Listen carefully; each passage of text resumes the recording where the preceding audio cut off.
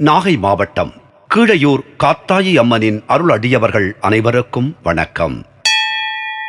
இன்றும் என்றும் உங்களுக்கு மகிழ்வான செய்திகள் தொடர நெஞ்சம் நிறைந்த வாழ்த்துகள். இவ்வாறு பிரம்ம விதியாக இருப்பதற்கு காரணம், மானிட உருவங்களை எடுத்து வந்துள்ள தெய்வங்கள் மானிடர்களைப் போலவே கடும் துயரங்களையும் துன்பங்களையும் அனுபவிக்க வேண்டும்.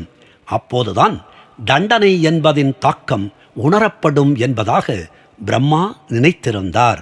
தண்டனை காலத்தில் தம்முடைய தெய்வ சக்திகளை பயன்படுத்திக் கொள்ள அனுமதித்துவிட்டால் அந்தந்த தெய்வங்கள் தமது தெய்வ சக்திகளை துஷ்பிரயோகம் செய்து சாபகாலத்தில் கஷ்டப்படாமல் இருந்து விடுவார்கள்.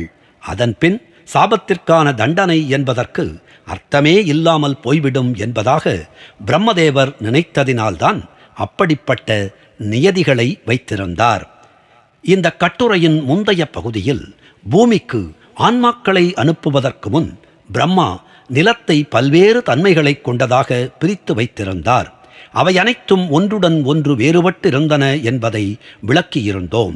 அந்த தன்மைகள் எதிர்மறை மற்றும் நேர்மறை போன்ற தன்மைகளை கொண்டவையாக இருந்தன என்பதினால் அதில் சென்று தங்கும் ஆத்மாக்களும் அந்தந்த நிலத்தின் தன்மைகளை உறிஞ்சிக் கொண்டுவிடும் என்ற நிலைப்பாட்டோடு நிலங்கள் படைக்கப்பட்டிருந்தன. எந்தெந்த ஆத்மாக்கள் எங்கெங்கு சென்று தங்க வேண்டும் என்ற முடிவை அந்தந்த ஆத்மாக்களின் முடிவுக்கே விட்டிருந்தார் என்றாலும் அந்தந்த ஆத்மாக்கள் எந்த அளவில் அவர்கள் தங்கும் நிலத்தின் தன்மைகளை தன்னுள் கிரகித்துக் கொள்ள முடியும் என்பதை விளக்காமல் விட்டுவிட்டார்.